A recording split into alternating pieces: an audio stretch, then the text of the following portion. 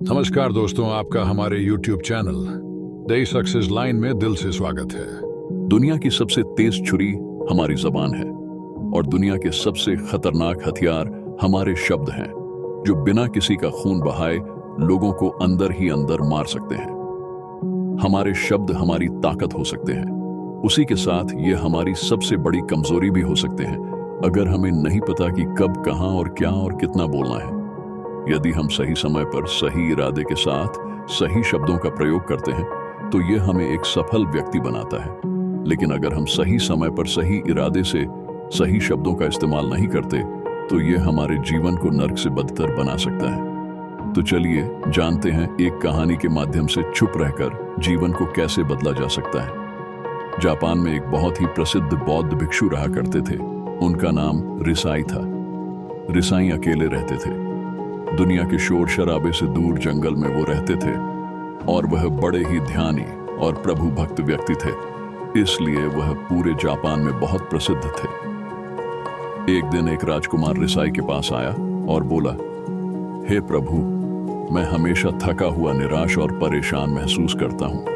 मेरा मन बहुत अशांत रहता है। हालांकि मेरे पास सब कुछ है, दौलत, शोहरत, सुख सुविधाएं जो हर व्यक्ति चाहता है या पाने की चाहत करता है, लेकिन फिर भी मेरे अंदर इतनी अशांति और चिंता क्यों है? रिसाई ने उसकी बात बहुत ही ध्यान से सुनी और कुछ सोचने के बाद कहा, तुम इस प्रश्न का उत्तर जानते हो, बस तुमने कभी इस प्रश्न को हल करने की कोशिश नहीं की है। रिसाई ने आगे कहा, मैं एक खोज करना चाहता हूँ, क्या तुम मेरा साथ उसमें दोगे? इस खोज के बाद तुम्हारे जीवन में किसी भी तरह की अशांति और चिंता नहीं रहेंगी। ये बात सुनकर राजकुमार बहुत खुश हुआ। उसने रिसाई से कहा, बताइए, मुझे क्या करना होगा अपने मन के शांति के लिए? मैं कुछ भी करने को तैयार हूं। राजकुमार की बात सुनकर रिसाई ने कहा, तो फिर अगले 15 दिन तक मेरे आश्रम में रहोगे और एक सामान्य व्यक्ति की तरह अपना जीवन व्यक्तित्व करोगे और इन 15 दिनों में तुम अकेले और चुपचाप रहोगे, जितना हो सके कम बोलोगे। राजकुमार सहमत हो गया। पहले दिन राजकुमार को लगा कि उसका मन सामान्य से अधिक अशांत और विचलित है। उसके मन में तरह तरह के विचार आ रहे थे और वह आम लोगों की तरह जीवन जीने में असहज महसूस कर रहा था और उसे अंदर से बोलने की चाहत हो रही थी, लेकिन वह चुपचाप रहा। उसके मुंह से एक शब्द भी नहीं निकला। अगले दिन वह वैसे ही पूरा दिन चुपचाप बैठा रहा। अगले 2-3 दिन बस वह चुपचाप बैठे रहता, लेकिन रात होते होते उसे अंदर ही अंदर शांति का अनुभव होने लगा। उसके लिए यह अनुभव अजीब था। वह खुद से पूछ रहा था कि वह अंदर ही अंदर इतना खुश क्यों है। अगले दिन राजकुमार अकेला चुपचाप बैठा रहा और वह प्रकृति को निहारने लगा। वह पौधों को, फूलों को, आकाश में उड़ रहे पक्षियों को देख रहा था। वह अपने जीवन में पहली बार यह अद्भुत दृश्य महसूस कर रहा था कि उसके आसपास कितनी सुंदरता है। अब वह दिन भर प्रकृति की सुंदरता को निहारता रहता और ताजगी महसूस करते रहने लगा था। इसी तरह से 10 दिन बीत गए थे और उसके मन की सारी बेचैनी, सारी हलचल और सभी तरह के तनाव गायब हो गए।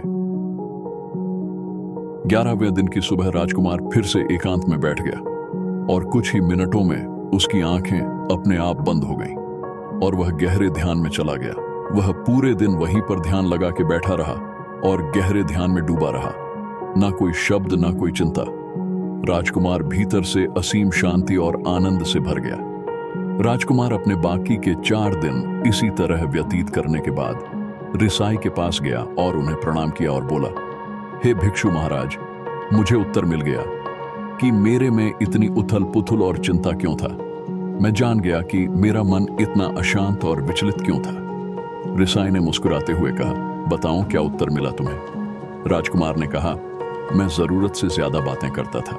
मैं किसी पर भी अपने शब्द और ऊर्जा व्यर्थ करता था।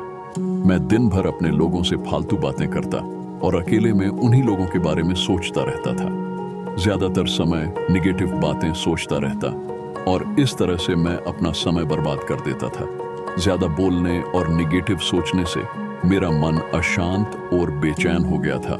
इसी वजह से मैं किसी काम को ठीक से नहीं कर पा रहा था, जिसकी वजह से मैं हर काम में असफल होने लगा और फिर इन्हीं लगातार मिलने वाली असफलताओं की वजह से ही मैं उदास और चिड़चिड़ा हो गया। इन्हीं सभी चीजों की वजह से मेरा जीवन बर्बाद हो रहा था। यहाँ पर हुए 15 दिन मेरे लिए पूरी तरह से अलग थे। मुझे कुछ अलग ही एहसास यहाँ पर हो रहा था। अब मुझे ऐसा लग रहा है मैं अपना जीवन पूरी तरह से जी रहा हूँ, लेकिन इसके पहले मैं अपना जीवन गलत तरीके से जी रहा था। जीवन में खुद को जानना और समझना बहुत जरूरी होता है, जो मैंने पिछले 15 दिनों में अनुभव किया। राजकुमार की सारी बातें सुनने के बाद रिसाई ने कहा, सिर्फ तुम ही नहीं, दुनिया में ज्यादातर लोग जरूरत से अधिक बोलते हैं। आज भी लोग ज्यादातर समय केवल दूसरों को नीचा दिखाने के लिए ही बर्बाद करते हैं। रिसाई ने राजकुमार को चुप रहने का महत्व समझाते हुए कहा, एक बार गौतम बुद्ध से उनके एक शिष्य ने पूछा, आप ज्यादातर चुप क्यों रहते हैं? तब बुद्ध उन्हें चुप रहने के फायदे को समझाते हैं। चुप रहने से व्यक्ति अंदर से अनंत शांति और गहराइयों में होता है। मौन अपने भीतर उतरने की पहली सीढ़ी है। मौन के बिना खुद को जानना असंभव है। खुद को जानने और समझने का पहला नियम है मौन हो जाओ। कम बोलने का कोई भी नुकसान नहीं है, लेकिन यदि आप ज्यादा बोलते हैं तो आप अधिक गलतियां करते हैं। अगर व्यक्ति कम बोलना शुरू कर दें तो संसार की 90% मुसीबतें अपने आप खत्म हो जाएंगी। जिसने मौन रहने की कला जान ली, वो भीड़ में भी अकेले रहने कला जान लेता है। एकांत में तो आदमी आनंदित रहता है, दूसरों की उपस्थिति ही तो बेचैनी पैदा करती है। चुप रहने की शक्ति से अधिकतर ऊर्जा को बचा लोगे। इस कहानी से हमें यह सीखने को मिलता है कि चुप रहने में भी एक अद्भुत शक्ति होती है। अगर हम सही समय पर सही शब्दों का प्रयोग करते हैं तो हम अपने जीवन को सकारात्मक दिशा में बदल सकते हैं। चुप रहने से हम अपने आत्मा की गहराइयों में जा सकते हैं और अंदर से शांति का अनुभव कर सकते हैं। इससे हम अपने विचारों और भावनाओं को साफ करके अपने जीवन को सकारात्मक बना सकते हैं। चुप रहने की कला हमें सीखनी चाहिए, ताकि हम अपने शब्दों का सही इस्तेमाल करके अपने और दूसरों के जीवन को सुधार सकें। उम्मीद करते हैं आपको हमारी स्टोरी पसंद आई होगी।